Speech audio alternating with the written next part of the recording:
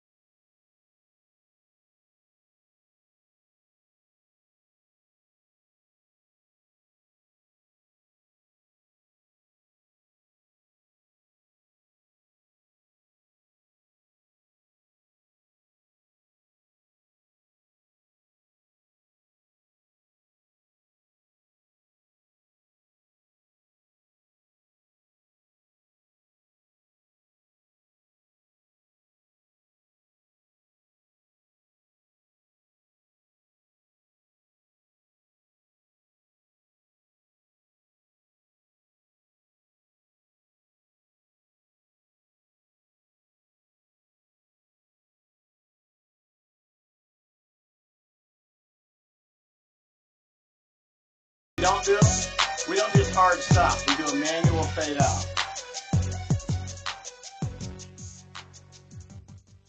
Okay, ladies and gentlemen, thanks again for attending the Virtual Intelligence webinar. We are here with our version today. Agency Rescue, modeled after one of my favorite binge-watch TV shows of all time, Bar Rescue, starring John Taffer. I will tell you, and I have prepared our guests, but I'll prepare our audience as well.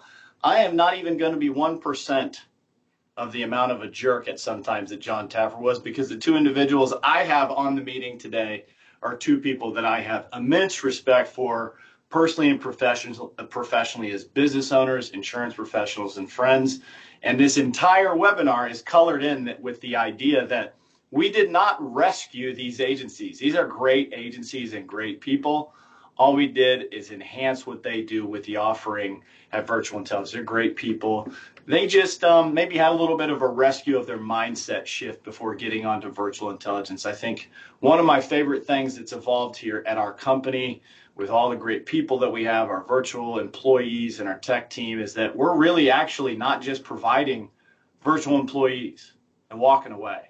We are here and available at all times to help agencies with any problem they have. It just so happens that most of that work in an agency is non-licensed work, it's tech work, it's artificial intelligence, it's done without the need of a license. And that's what we found two really cool customers in Lauren and Enrique to spend some time with us. So thank you to them for joining. I am going to go ahead and ask them to participate in some question and answers later on in the webinar. But I want to thank you guys all for being here. First of all, I just need a chat, a Y or an N, a yes or a no. Have you ever seen the show Bar Rescue? Do you know where this is going? I just need a Y or an N in the chat. Please let us know if you have seen this show before and you know what we're getting into. Well, good. Look, we got some reference here. People do know what they're getting into. Way less yelling, no flies, no revamped cocktail menus for either one of these individuals. They're still dishing up insurance policies and great risk advice to people. So thank you for participating in that. Listen, as we were preparing this webinar, we certainly know that by the time someone shows up at a webinar with Virtual Intelligence, they have some sort of issue. Right? They've got sales issues, service issues, staffing issues, technology issues. They could be buried in emails. They might be generating so much business that all of the service tasks or the carrier downloads or everything's not getting addressed on time. Okay. One of the things that we do is not only provide them with virtual employees, but also some guidance on how to manage the virtual employees and the tasks that are associated in the task. So whether it's buried emails, missed follow-ups, or inconsistent team performance, this is something we can help with at Virtual Intelligence. And that's what I want the message that gets across today for everybody to know is it does not matter what your problem is. We'd love to help. We are here as a company, a for-profit company, here to make some money, but we're also here to help agencies grow past the problems that plague so many agencies out there today. So first, my first introduction, and I'm going to give her a chance to clean this up too, but I'm going to read a quick introduction about my good friend Lauren. Lauren Burleigh, ladies and gentlemen, of Full Sail Insurance. Get ready to set sail with an insurance superstar. She's an Annapolis native who grew up in the insurance world, starting by filing papers at her family's agency as a teen, and then going on to master personal policies at another family's firm before conquering commercial insurance and being one of Maryland's top insurance professionals. She's now at the helm, dad joke, of Full Sail Insurance, continuing her family's legacy as a trusted advisor to small businesses and protecting their most prized assets. Her secret sauce is a relationship-first approach, making insurance personal and delivering service as dependable as a lighthouse in a storm. Dad joke number 2. When she's not saving the day for clients, you'll find her coaching her kids' teams and giving back to her community faithfully. With deep roots, serious expertise, and a whole lot of heart, please join me in welcoming Lauren Burleigh to the Virtual Intelligence Show today. Thank you, thank you. The golf claps, we love golf claps, the emojis in Teams, if you want to use those, we love it. Lauren, thank you so much for being here today. Absolutely, Davie. Thanks for having me. Did I get that intro right? Anything you want to clean up? Am I spreading any fake news about you? Well, no, that's great. Okay, good. That works great. I think you Lauren, just summarized it. Give us a little high level on Full Sail, where you're at, what your story is, how you go to market. I think it's important for our audience to understand your agency, because the more things you share, people can identify with you and say, hey, that kind of sounds like my agency. Absolutely. So Full Sail Insurance, my grandmother, actually, I was talking to my grandmother and she came up with a name. I was like, I need to figure out a insurance agency name. And my grandfather was a big sailor. So roots in Annapolis, Maryland. My uncle still has that fabulous agency that goes back way back, I think like to the 60s. And that my grandfather started, that he then took over. And he's actually the one who put me on to virtual intelligence.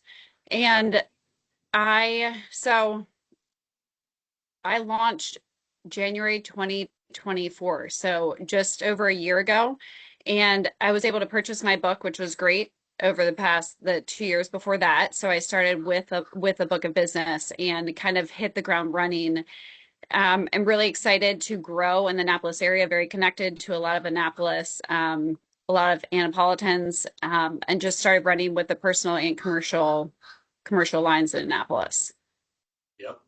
And then tell us a little bit about maybe your split, in terms of how much effort and energy do you put in personal lines and how much effort and energy do you put in commercial, and how's that reflect in the business?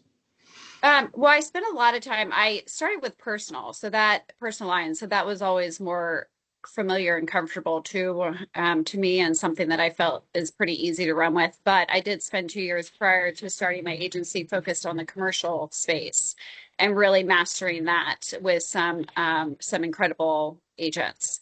So I would say my split is pretty equal, focusing both on like commercial and personal lines. The personal lines comes in, the commercial I more have to go after, although I do get referrals. But when I launched agency in 2024, I just realized if I wanted to grow, I needed help. I already had a book of business and I needed someone to step in, because between commercial and personal lines with certificates of insurance, with reviewing policies, with address changes, driver's license changes, all of that, if I We lost Lauren just for a hot second. I'm sure she'll come back. Give it just a few minutes. You listen, everybody. This is what happens in the real life. This is what happens when you have a live webinar, and something that we really enjoy being able to. We lost you for a quick second, Lauren. Yeah. You're good. You're good. Sorry, yeah, cut go out ahead. for a minute. Cut out in terms of when you launched, and then go from there. Okay, so launched in 2024. Was super excited to start Full Sail Insurance, had a lot of support, and then knew right away that I needed to bring someone on to help just with all the service. So I brought in my first virtual employee through a different agency, and it was he's great. He's been a huge help. We got running, and he does so much between billing and a lot of the service that a virtual employee can do. But I got to the point where I was having so many referrals come through that I couldn't turn it around fast enough. But even with him, between him and myself, we still weren't getting things turned around quick enough. And there was still a lot on my plate. That's when I reached out to Davie to have the conversation of what can we do that I can free myself up to have the mental space and have the time to run with sales, because I still really wasn't cleared up just to go run with sales. Yeah, so I think Lauren is an interesting case study for everybody that's listening to this for two reasons. One of the style of demos that we often get into with folks is people who are scratch agents. And right in Lauren's situation, she was able to come with a bit of a book that she was able to carry with her, but the rest of the business was scratch. And just because you might come with a book, you're still a scratch agent in terms of policies and procedures and infrastructure and technology, right? And I think sometimes people think, well, hey, I'm a scratch agent. I'm just going to build this thing as high as I can get it, and my next hire has to be a licensed person, a licensed CSR or a licensed producer. Lauren, your first two next hires were not only not licensed, they were virtual employees with two different firms. Is that a recipe that you would tell other people that are scratching or they're building books of business? Given them your experience, could you have started by hiring the first hire and the second hire? Could those have been licensed producers that you had to train, or did you need to go VE first? I really think I needed to go VE first. I really needed the service help. I needed someone to step in and be able to start a lot of the service. Sometimes I had to finish it depending on what it was, but even COIs, he had them prepped. I would send it over. I even taught him what to look for in a lease. He had it all prepped for me, ready to go for me then to look at and move forward with it. So VE for me was huge. And I also think the person you get is huge, to making sure that that person fits the values of your company. But both the VEs I have brought on have been incredible workers, working really hard. They don't do everything perfect, and they're willing to learn, but they both work well together. I feel I'm very fortunate too with the two that I've brought on. Yep, for sure. And that was definitely something that we navigated. I think sometimes people feel like they've gotten a VE in some other method, and then they come to virtual intelligence. Talk real quickly with the folks about what that experience was like working with two different companies, maybe even two different cultures, maybe two different countries of origin. How did you navigate that, or how did we kind of navigate that together? Well, Davie was great because when I came in, I was trying to figure out, what am I going to do? I wasn't even sold that I wanted to bring in another virtual employee. I just knew that I needed to clean things up. I needed better systems, better structure, and still had too much coming in that I couldn't turn around. So that's where Davie started conversations, and we started meeting once a week where we would just kind of brainstorm what did I need to solve, and brainstorm how to fix it. And we did that. I think it was once a week and maybe twice a month, but for a while there we were meeting often, even before I brought on the virtual employee. So Davie did great with my current virtual employee, trying to navigate how to make some tweaks and changes. And also, it's hard to know what's normal when you bring in a virtual employee. It's not like someone that's coming into the office with me and I'm kind of navigating it. It's a different culture, and you feel like a little bit different roles. So just trying to navigate it. I did have a very hard worker, but it really helped. I knew I didn't want to stay with that agency because there's some things going on that didn't fit the values that I wanted, but I knew that the virtual employee I had did fit the values. So he was doing great. So I knew I wanted to make a switch, which brought me to Davie. But we were able to really think through a lot of changes that had to be made, and then think through what I was going to bring the virtual employee that I was bringing on through virtual intelligence, what I was going to have him focus on, starting to think through like the systems I need to have in place for him. But I do appreciate one thing that Davie said is, you're going to have all this planned, and then he's going to come on. You're going to realize there's going to be have to be some changes, and that 100% happened. I think happened when you bring on a virtual employee. You have to really get to know them and what they do well, and then you tweak as you go. The great thing is, the virtual employee is that I have is from Colombia through virtual intelligence. And I had someone who called in about a commercial policy, and I knew they wanted to work with me, but they didn't think their English was good. I felt like their English was great, but they just weren't getting back to me. And then Luis called the business owner, and they had like a 45-minute discussion in Spanish. And then she called me, and we've written, we're going to write the business here. Like it's all kind of prepped, ready to go. But um, yeah, you have to be hands-on. I think if you are going to put your virtual employee into a box and you're going to tell them they're going to do this, it may fail because it might not be their gifting. So that's what I've had to do. So I'll say probably 90% of what I thought he'd be doing, well, maybe 80% is different. So I just like once I brought them on, I reassessed what each of them were good at, and they're good at different things. And then I kind of re-broke down what they're each going to be doing and told them that they need to, when I give them an assignment, they need to get it done or figure it out between the two of them. If they need me, bring me in. But I really need to clear up my time and space to run the business and run sales.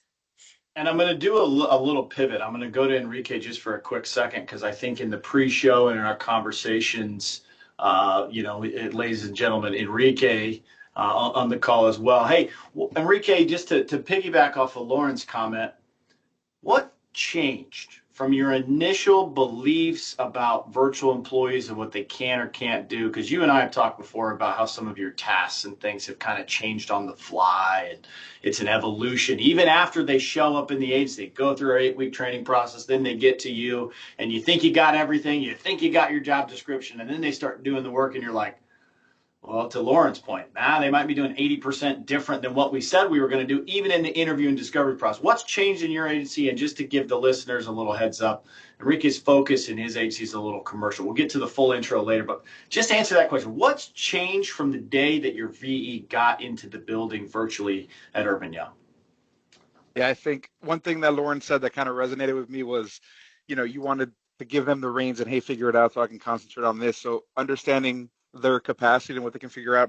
For us, I was like, okay, I want X, Y, Z done. These are the things that I have, like, that has to get done.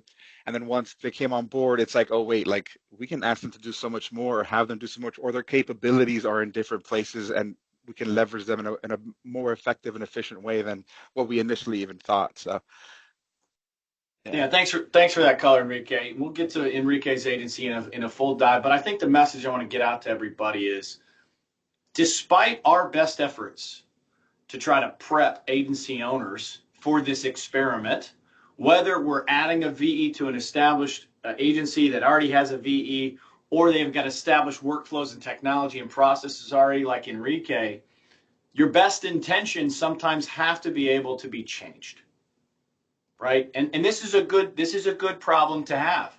Quite often, our virtual employees, and the two of you may feel this way, underrepresent how great they are.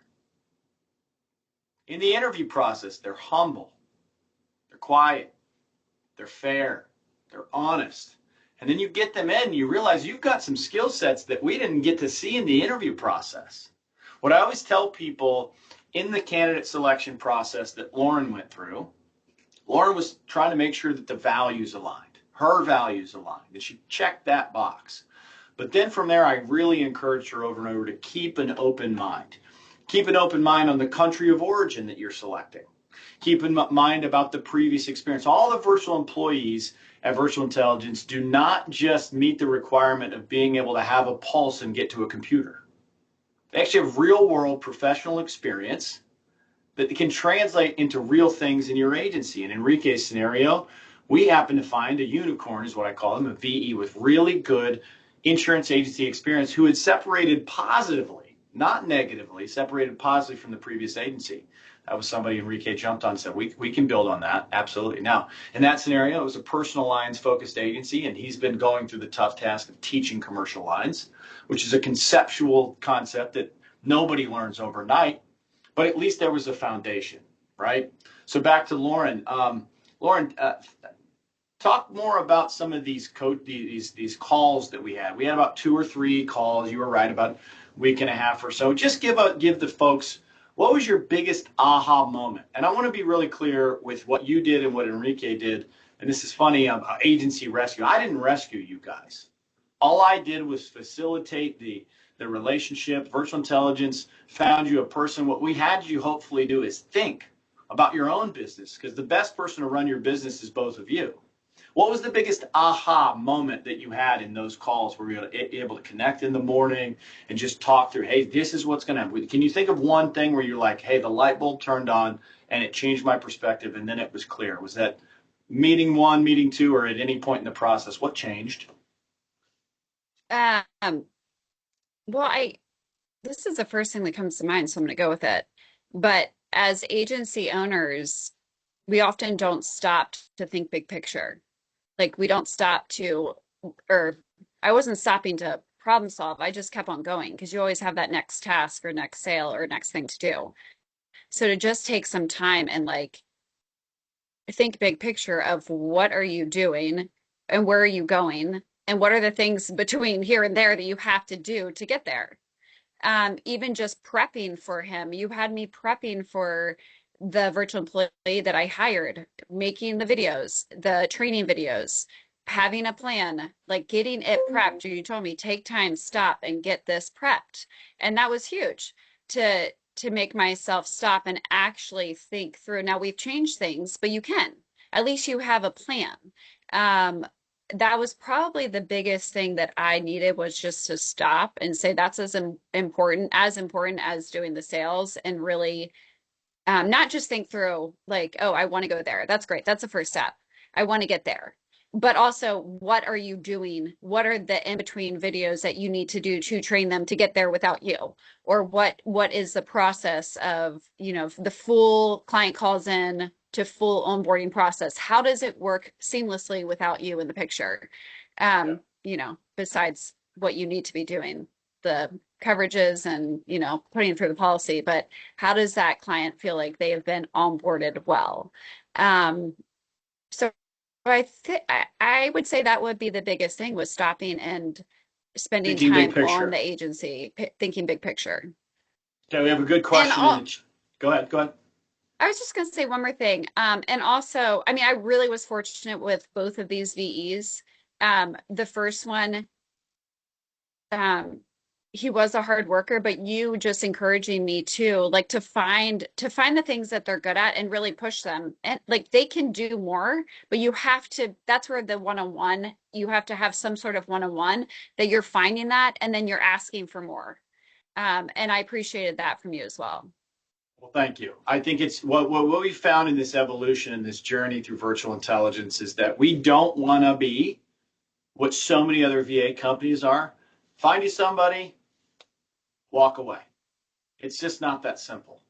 We know that we have to be available at all times and leverage things that we have that we don't. Mitch Gibson's on the call. I leverage Mitch all the time. I joked with him this morning that he speaks 2 different languages.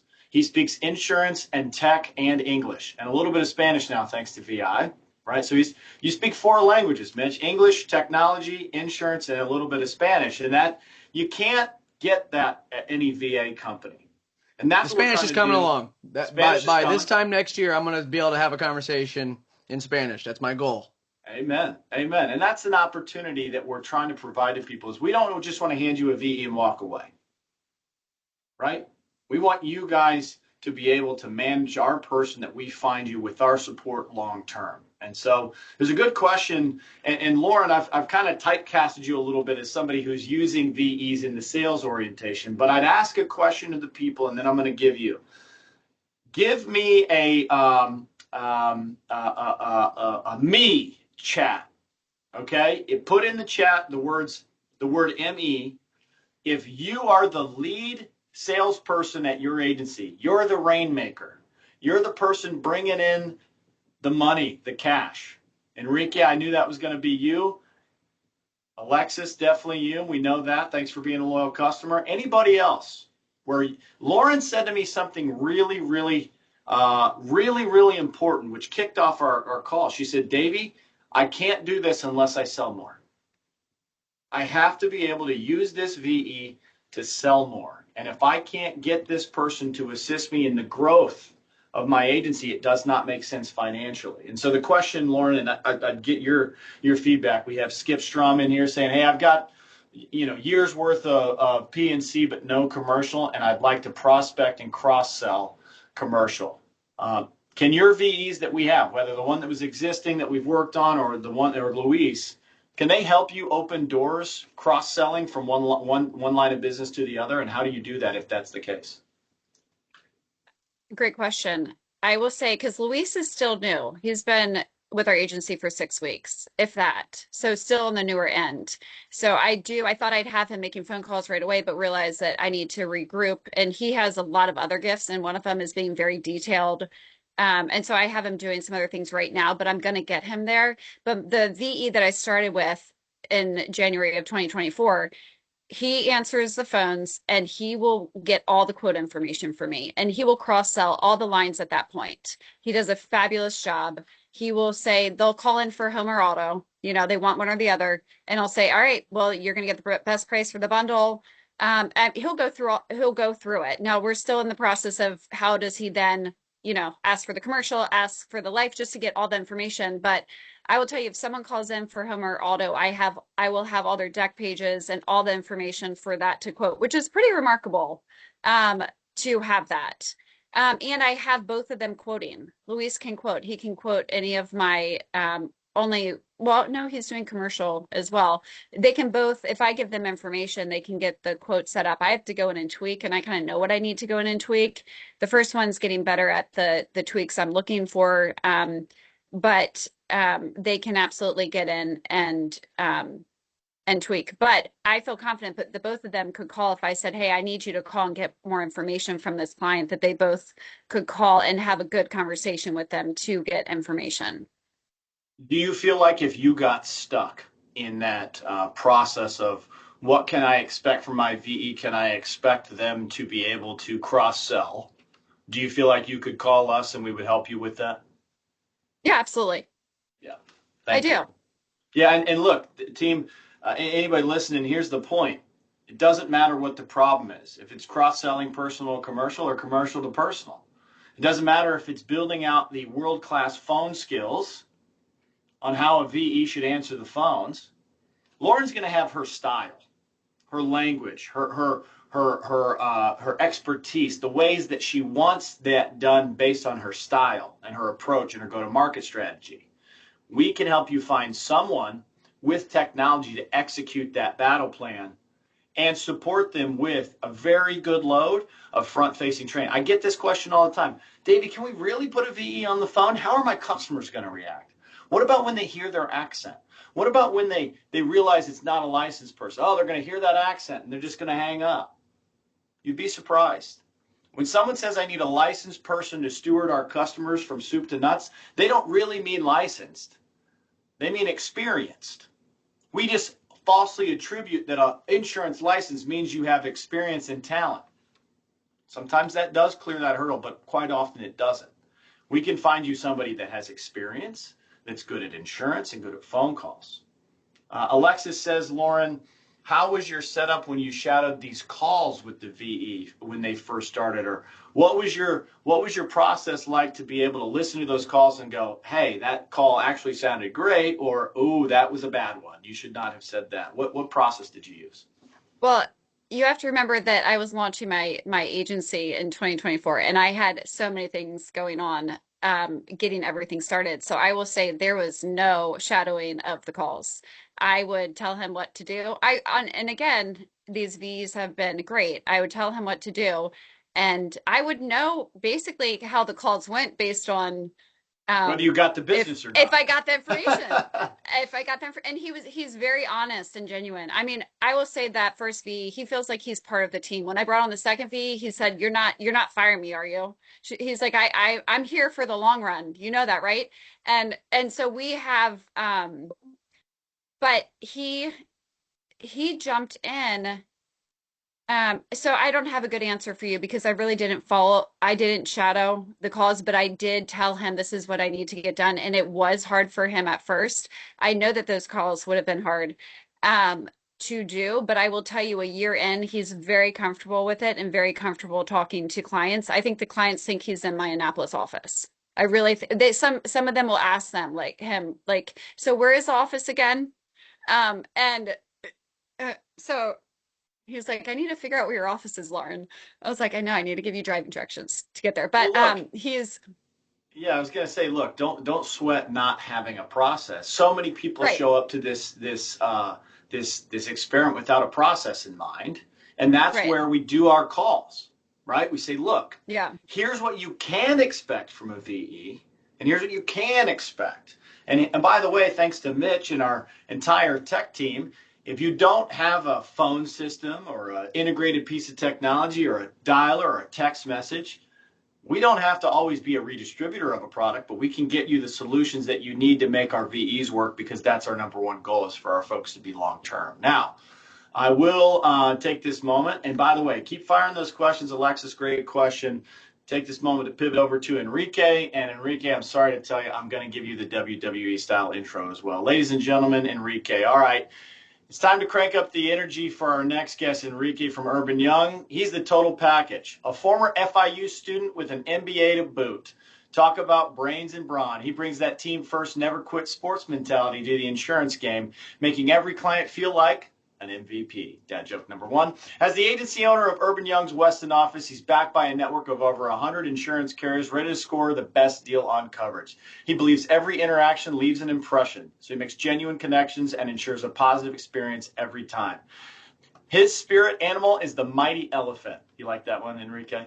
He never forgets to put clients first and charges through any challenge. Fueled by his favorite book, Can't Hurt Me. He's fearless and ready to win, so please put your golf clap team's emoji hands together for the charismatic Enrique Cepero. That was right? great, man. I just want to leave right now. I feel so good. I'm such a high. That was great. Did I, also known as OpenAI's wonderful product, the ChatGPT, get your book right? I gave that a while ago. I think it has changed since then. But all right. Memory updated ChatGPT. What's the book? What's your favorite book right now, Enrique? Oh man. I mean, what I'm reading right now that I really like is a book called Challenger Sale, kind of just from a sales process perspective. So that's I'm going through and I really like it. And I mean, anything, Hermosi's two books were great too. So I don't know, can't pick. Okay, great. Awesome. Well, Enrique, give us the elevator pitch about the agency, just tell us about you, tell us about your story, tell us about Ava, tell us about the story of you and where your agency's at and what you focus on. Yes, so I own and operate the Urban Young office in South Florida. I've known the Young of Urban Young for almost 2 decades now, and Urban the Young. That's incredible. Yeah.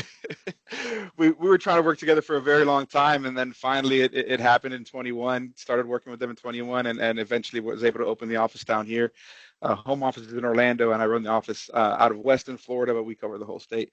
And my office specifically, we solely do commercial lines. So anything personal related, we give to one of the sister offices anywhere else in the state, depending on where the person is that we're working with. And I operate the office with my wife, Eva. She does a lot of the back end now. She's what we call our director of fun, but she also operates all of the renewals, works with Leslie, our VE, and I'm more sales and client facing, stuff like that. So it's a tough job being the spirit animal, right? That's right. Talk to the folks about what your mindset was, before hiring your first VE, right? What'd you know about the market? How'd you think that applied? How'd you get curious about it before we met the first time? Yeah. So my wife and I were operating for a while, just the two of us. Again, like I said, she was doing all the tasks, all the back end stuff, and she was kind of hitting capacity. And so I was like, well, I know Urban Young home office, they deal with certain VEs. We didn't love the way that was set up. We're like, there has to be something better out there. So Davie and I met at Key West at an event and explored options. We actually talked to somebody that he worked with already, Sierra, who's a good friend of ours that owns an agency around here as well, and really opened our eyes. I had an idea in my mind. I was like, I'd love a VE because it's very task oriented. Like they'll be able to do X, Y, Z, take these things off of your plate.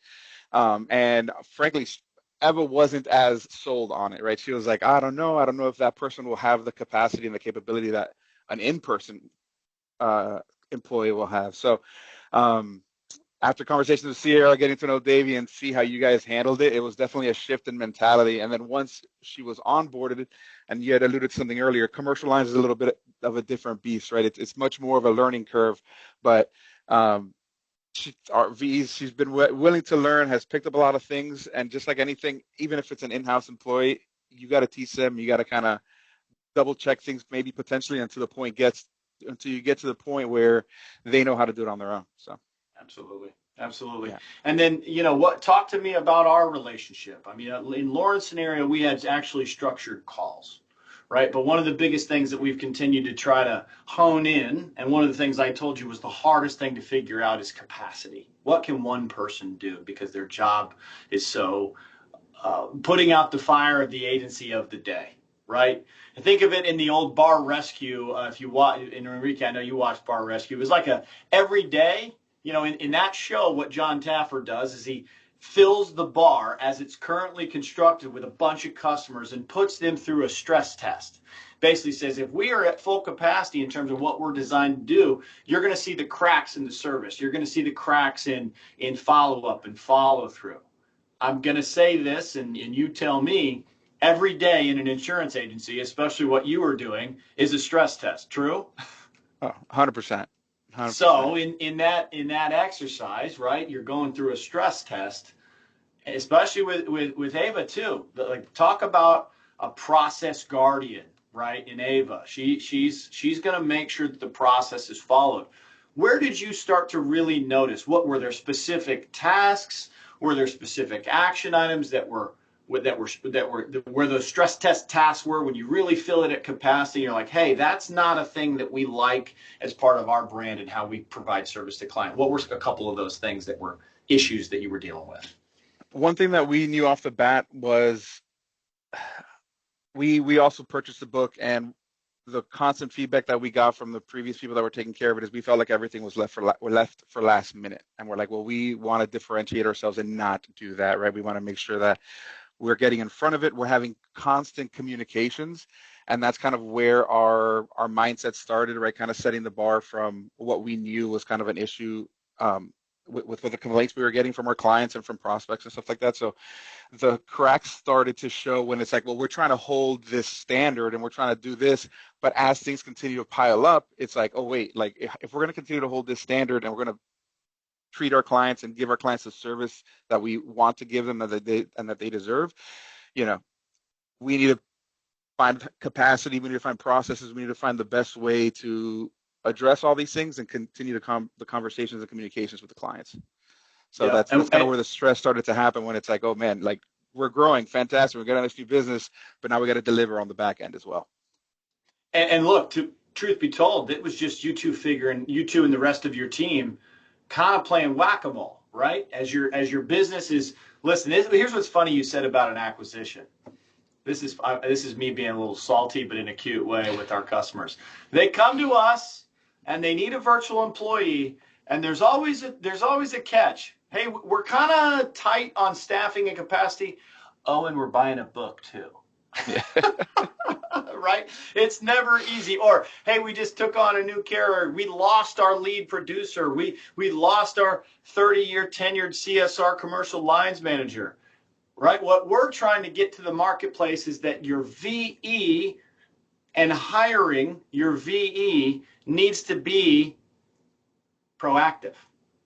Do not wait if you can until you are over capacity. Sometimes you've got to build the thing before you're ready for it.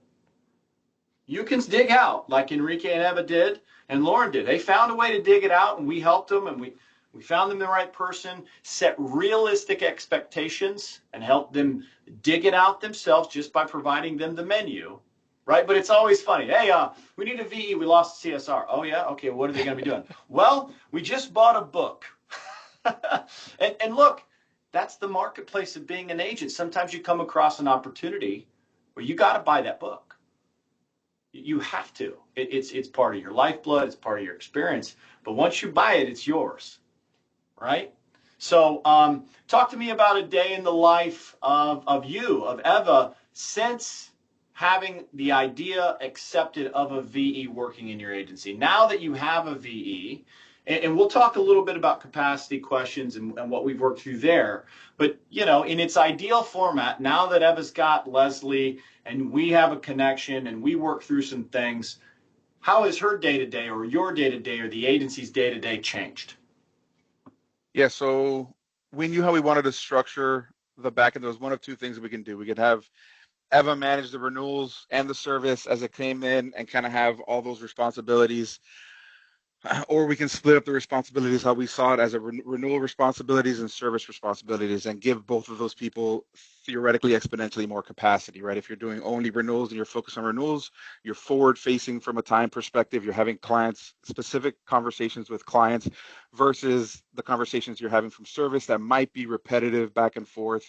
So same clients, two people dealing with the same clients, just different aspects of that client was kind of how we decided was the best way to move forward when we brought on the VE, them taking care of the service aspect of it, anything that was non-licensed work. So audits and recommendations and all these things that come in that could really be quick conversations or might be more back and forth, like they need this documentation for your audit. They're asking about XYZ subcontract and if they have insurance, et cetera, et cetera. So those are conversations that the VE could have that doesn't necessarily hinder the renewal process of, okay, well, if I have 35 renewals next month, what does that look like? And having those conversations, seeing those exposures. And the nice thing is they can connect on all these things. So that is kind of the path that we chose moving forward, and how we decided to give everybody more capacity, almost like, you know, assembly line kind of thinking. You have a specific set of tasks that you do as opposed to way too many tasks. And that definitely alleviated a lot of like that overwhelming feeling, a lot of that like, oh man, like I didn't get to this, and they emailed me at the beginning of the week and it's Thursday, we haven't, you know, gotten back to them, or even further than that sometimes, which I won't admit to. But yeah, so I feel like it's definitely helped us from a capacity of being up to date on things, being way more in front of things, and again, having more capacity than what we did from when we started. Trying to be proactive. Look, I say our agency owners, you know, we use this agency rescue format. I joked around at the beginning with first responders, but as agency owners, you guys are triage nurses in the ER. People walk in and you have to decide in a prioritization schedule who's most important, and you have to get to what you can get to, right? Head trauma, you hit yourself on the head. You've had you go to the front of the line. Or does your stomach hurt? You can wait in the ER. It's the same thing with service requests too. Somebody doesn't have coverage? Ooh, we got to get on that. Oh, you need to change your billing address? Okay, we will get to that, but it will have to be prioritized. And you may know it. This is a big message that I have for a lot of people. Enrique, Eva, Lauren has the institutional historical training conceptually to know what is a fire. I don't care if your VE is from us or from someone else or a different country. All VEs are an ocean and a language away. And they're going to learn concepts at a different pace than as our U.S. insurance licenses, who maybe grew up in the agency or have been working without a VE for several years. Okay, so it's important to understand that yes, our VE can do the skills pretty quickly, but if you want them to really be its own animal in commercial insurance like Enrique's dealing with, or as Lauren pivots some of these personal lines opportunities over to commercial insurance, that's a different animal. And the concepts have to be driven at the same time, but separately from the skills. I can show any VE in our system a portal. And a lot of our competitors, in order to say, hey, Enrique, we train on commercial insurance, they run them through the Hartford, show them how to do a quote, and they go, hey, see, they're trained. Okay? We set realistic expectations here that I can show them the Hartford, I can show them commercial insurance, and they can systematically, through training videos that Lauren recorded or videos that Eva and Enrique recorded, show them how to do the process. But if you want them to stick, you want the concepts to stick, you've got to invest the time in it and the effort and the energy to take that step back. In Enrique's scenario, we've been dealing with addressing the hardest question possible with capacity. What in 40 hours worth of work in a full-time job, what can Leslie realistically take on to take the weight off of Eva, Enrique, and the rest of the agents? Enrique, how's that process evolved? Talk to the folks listening about how you and I have talked, Eva and I have talked together with the three of us, understanding the capacity of a VE. How has that evolved from day one and where we sit today? Yeah, I mean, I think in the beginning, just like anybody, it's understanding that they're learning a process, right? You had mentioned she came in with insurance knowledge. She knew what a premium was, so we weren't starting at zero, right? That was great. Learning insurance, learning verbiage, learning those things that are of higher importance. The tasks will take longer time, right? In the beginning, Eva sat with her literally 8 hours a day on the screen, went through emails, explained what things were. As the time evolved, maybe I think a month or two after that, still face to face with her, but took her hands off the wheel and kind of let her guide and let her make mistakes from that perspective. So the amount of time it took from the beginning of the hire to where we are now, the time per task has significantly reduced. Like she actually messaged Eva yesterday and like, are you guys not assigning me tasks? Like, I don't have any tasks right now to do. Like, what's going on? So, I think it is something that is hard to nail down because everybody's capacity is different. Every task is a little bit, unique from the perspective of how the client communicates to us and how well they communicate. So pinning down the specific capacity for somebody has probably been our biggest challenge. And I mean, I do want to shout out to Davie because like whenever we have any concerns or anything that we feel is like, how can we best communicate this or address this? He's been, really open to finding a solution or how can we figure this out? So it's for everybody to win, right? Which is what I'm all about, win-win scenarios, and Davie's fantastic at setting that up. So I wish I had a answer I can give you of like, this is what the capacity was, this is what it is now, this is what the number of tasks we believe she can do. But I think it is a constant thing that as they get better at it, the tasks will take less and less time, and we're seeing that happen live in real time. And yeah, like you said, it's something we're still working on. So. Well, it's one of those direct, those bar graphs of the direct relationships. It's not inverse, right? Because what's happening is you're building the skills and the tasks at the same time, and it's trying to reach that upper right quadrant. But what you realize is that the more that you can supplement the skills with concepts behind the scenes, the faster the tasks will get. So a question I have for the audience, and I want to throw to Lauren for a second too, what kinds of resources inside the agency, not talking about virtual intelligence, what kind of resources, Lauren, do you try to do, or do you have any commitments to your two VEs to say, hey, I want you guys to spend X amount of time per week, per every other week, per month, learning the insurance business? Do you have resources at your fingertips, either through carriers or the internet or anything that you try to make sure that you give? And you are on mute, just so you know, Lauren, before you answer. But what resources do you try to provide your two VEs, or do you make some sort of commitment? What we have used so far is just the carrier's resources. Some carriers more than others, like Erie does have a lot of resources. So we've been going through a lot of those resources because there's a lot of videos, there are a good amount of training if you look into that. So that's the main thing that we've started with, and then we'll continue to build on that. Enrique, same thing, carrier resources and not just institutional knowledge. Do you have them go learn? Do you have Leslie go learn on her own, maybe once a week or once a month? Do you have like a budget in her hours or anything like that?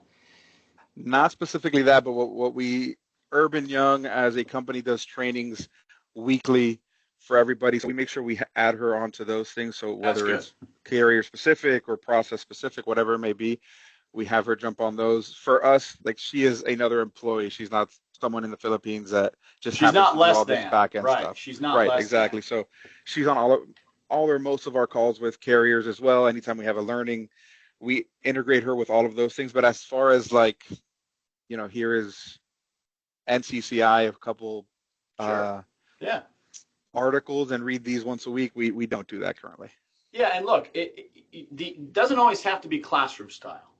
Okay, as long as VEs, any employee has a commitment to continuous learning and development, whether they're licensed and in the U.S., they're non-licensed in the U.S., or they're a non-licensed VE through virtual intelligence. Make a commitment. This is my call to everybody. You want to rescue your own agency? Make sure there's a commitment for everybody in the agency to do learning and development. With licenses, you have to do it. With a CE class, right? Good debate over how effective those are, right? Think of that. What regular budget do you have set aside? How often do you provide access of your VE to learn? And by the way, shameless plug, if you don't have those resources at your fingertips, Virtual Intelligence has a LMS system virtually with over 350 modules that we use to educate the VEs. Any one of our customers or anybody listening, if you're worried that our VE can't learn insurance, we're owned by agents who are very front-facing and love teaching people insurance.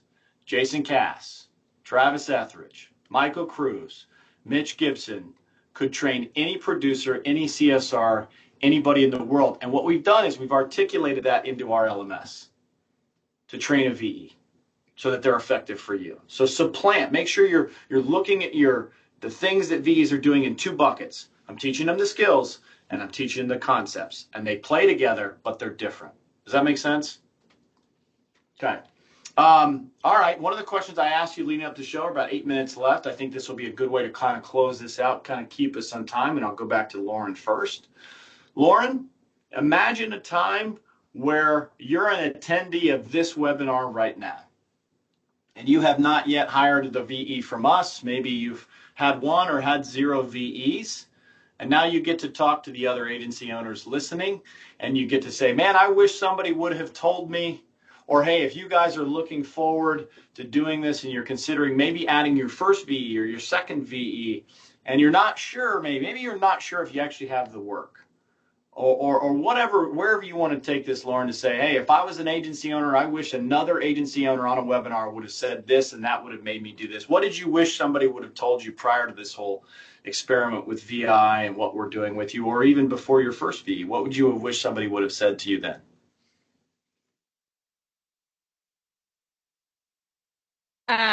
The first thing that comes to mind is just how much of a asset, and I think my video is freezing, so I'm hoping you can hear me, but how much of an asset they can be to your business. Okay. It isn't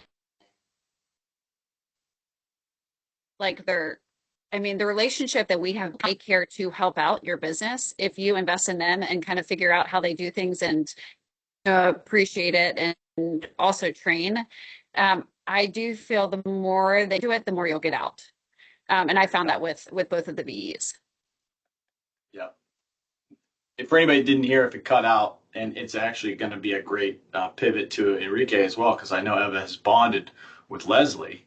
You're right. And I'll ask you, before I ask you that bigger question, Enrique, I want to ask you a specific question to Eva. Has Eva bonded with Leslie? Oh, yeah. Like, I've heard it. I've heard it in her voice.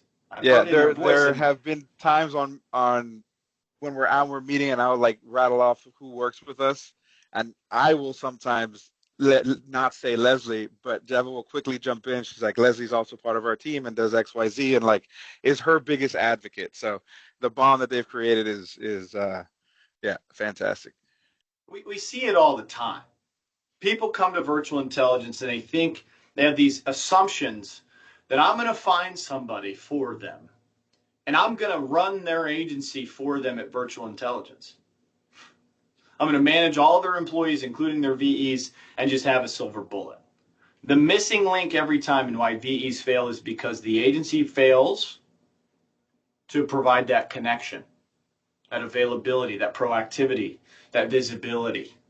And it always works when you have the ability to connect with that person. Okay? So Enrique, trying to travel back in time, you're on a webinar with other agency owners. There's 2 agency owners, 1 personal lines, 1 commercial, 1 sales, 1 service, 1 scratch agency. Lauren's as scratch of an agency as you can think, and then Enrique's got all kinds of really good support through a bigger organization in terms of technology and training and stuff like that. We think we fit for everybody. We fit for scratch agents. We fit for sophisticated agents, personal lines, commercial lines, front of house, sales, service, whatever. But if you were sitting on these webinars, one of our attendees, and you weren't hearing from another agency owner, what would you have wished that person would have told you about the preparation for hiring a virtual employee? What's your nugget? What's your piece of advice you want to give them? Yeah, the prep for hiring a virtual employee, I would definitely say processes and procedures, having an idea, having those in place. What I would tell myself back then is like, just take a day, 2 days, whatever it is, sit on Loom, record yourself, have those things that are the most important to you that you want, that are repeatable tasks done. That is probably the best prep that you can do. And that's what I would say. As far as prepping for a VA, that would be my answer. Get your processes and procedures in place so that everyone is uniformed, everyone understands how to do things, what we're doing, why we're doing it, and how to do them. One of the most common things, actually sometimes why people don't hire a VE from us right away. They realize Enrique and Lauren's commitment to say, hey, this is not just a robot. This isn't a process. This is a person. This is a human being that's high quality, that has an education. They have real world experience working with American clients, and they want to buy in too.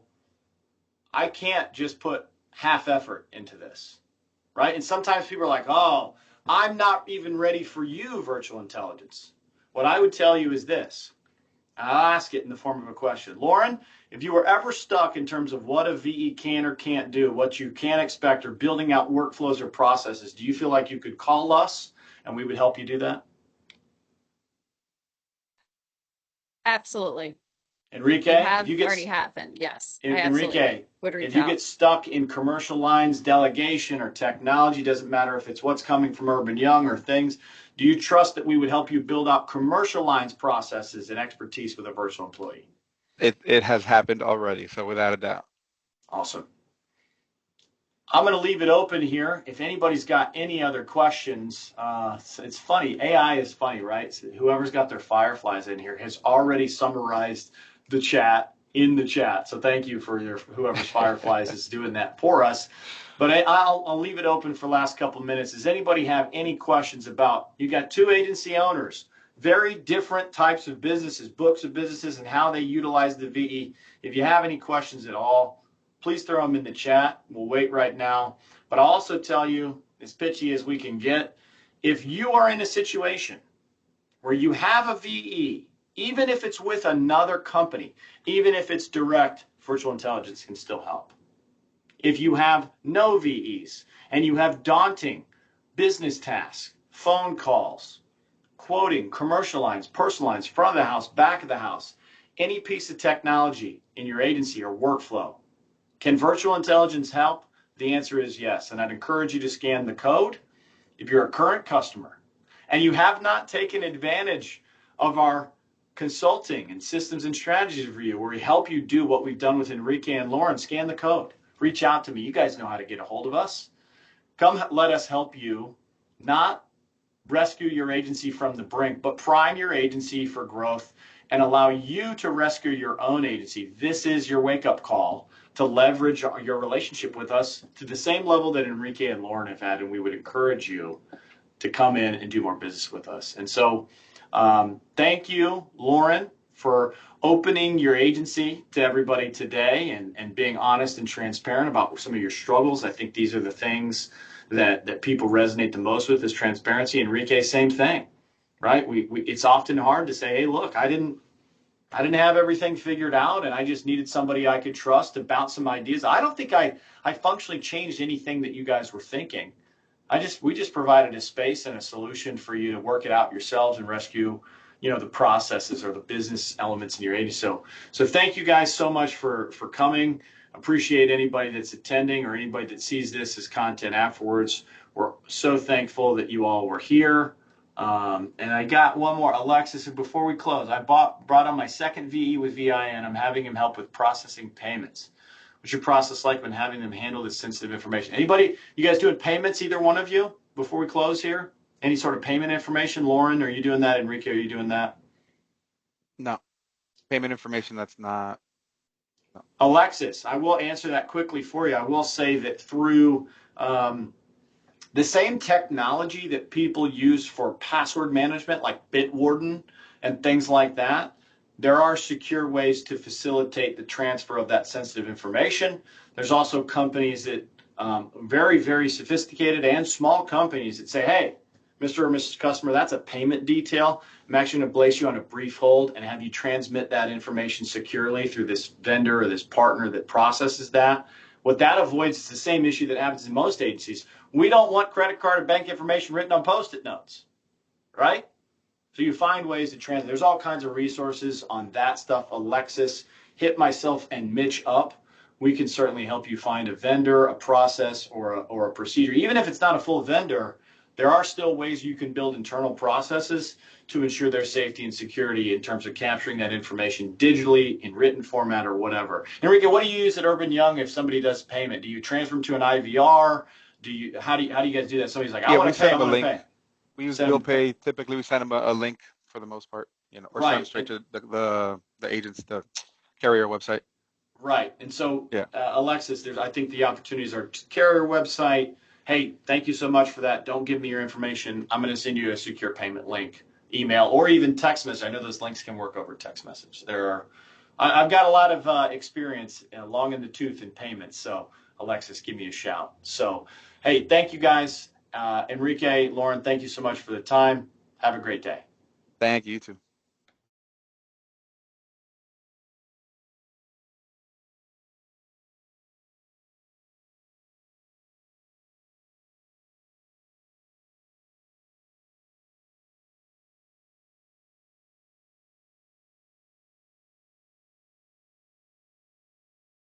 Yes, thank you so much.